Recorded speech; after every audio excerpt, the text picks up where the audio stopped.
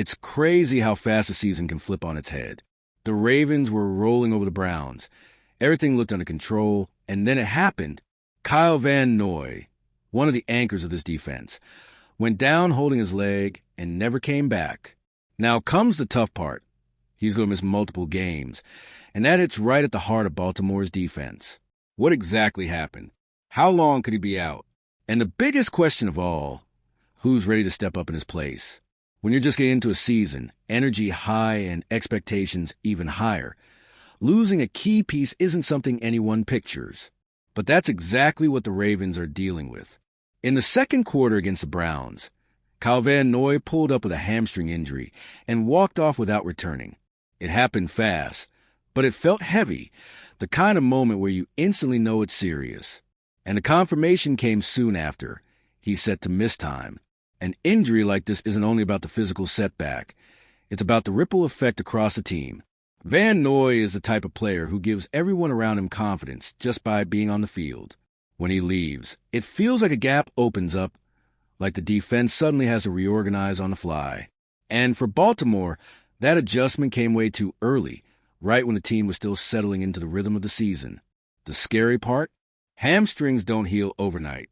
They're tricky, unpredictable, and the kind of injury that looks fine until you sprint again and it's not.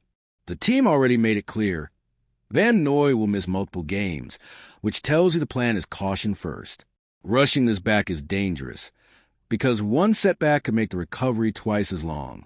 And when you remember this came right after a game where the defense was dictating everything, it stings even more. Baltimore blew out Cleveland, but walked away with concern that could linger for weeks. Losing Van Noy isn't just about the production he brings. It's about the leadership, the voice, and the trust he gives the entire defense. And that's where the story really starts to shift. To understand how big this loss is, you've got to look at what Van Noy has meant to Baltimore's defense. And that takes us straight to the next point. To grasp the weight of this injury, you have to rewind to what Kyle Van Noy has done for this team. He didn't come to Baltimore to just be another rotational pass rusher. In 2024, he led the team with 12.5 sacks, ranked among the league's best, and earned his first Pro Bowl nod. But it wasn't just about the numbers. It was about how he became a tone setter, a foundational piece in shaping Baltimore's defensive identity. Van Noy brought more than quarterback pressure. He brought experience, field awareness, and the calm of a veteran who knows when to push and when to hold back. Behind the scenes, he raised the standard for the younger guys, teaching them and lifting the unit's intensity. On the field, he delivered constant pressure, rattled quarterbacks, and forced offenses to change their blocking schemes just to count for him. Even in 2025, before the injury, his impact was showing. He wasn't on last year's blistering pace, but in just 2 games he had 4 tackles and 2 QB hits. And sometimes the most important plays don't even show up on the stat sheet, like how he drew attention, freed up teammates, and kept the defensive line balanced. He wasn't invisible. He was still the engine that kept everything running. That's why his absence cut so deep. Losing Van Noy isn't just losing production. It's losing a leader, an organizer, a reference point the entire defense leaned on. And when that point disappears, everything around it feels exposed. Which leads to the next big question. How do the Ravens regroup without their top edge presence? Who fills that space? And what kind of adjustments will the defense need to make? Take a player like Van Noy out of the picture, and immediately the pressure shifts to everyone else. Suddenly, guys like Odafe Oweh, rookie Mike Green, and Tavius Robinson go from support roles to frontline responsibilities. Oweh has been preparing for this moment, but consistency has been his challenge. Green, a second-round pick, was thrown into the fire against Cleveland as soon as Van Noy went down. It's a wake-up call for young players. Prove you can carry that load, or the defense suffers. And it's not just about names, it's about structure. With less edge presence, opposing quarterbacks know they'll have more time in the pocket, which changes everything. To counter, Baltimore's coaching staff will need to get creative, dialing up more blitzes, mixing in stunts, maybe even redesigning the front. It's risky because it exposes other areas, but it may be the only way to keep pressure alive without Van Noy. The truth is, Van Noy wasn't just a stat machine. He was presence. Offenses respected him automatically. Without him, Opponents will test the Ravens, daring Owa and Green to prove they can consistently win. If they can't, Baltimore's defense risks bleeding yards, especially against savvy quarterbacks who know how to exploit extra time in the pocket. Leadership is another gap. Van Noy wasn't just rushing the passer. He was steadying the defense, keeping younger guys locked in. Take away that voice, and the energy changes. Now it's on others to step up and carry that leadership torch, because the locker room feels it when a presence like his disappears. And if losing him is tough, the uncertainty around how long he'll be out makes it worse. With hamstrings, there's no guaranteed timeline, which brings us to the next piece, his recovery and the risks of making the wrong call. And if you, just like me, are passionate about the world of football and want to learn more about the Ravens' legacy, don't leave this video without sharing it with that friend who is also a Baltimore Ravens fan and will love this content. See those video suggestions on your screen? The first one was handpicked just for you, and the other is a recommendation from YouTube itself. When you hear hamstring in the NFL, everyone cringes. It's not just the pain, it's the unpredictability. A player can look fine one day and tweak it again the next sprint. That's why the Ravens are already signaling caution.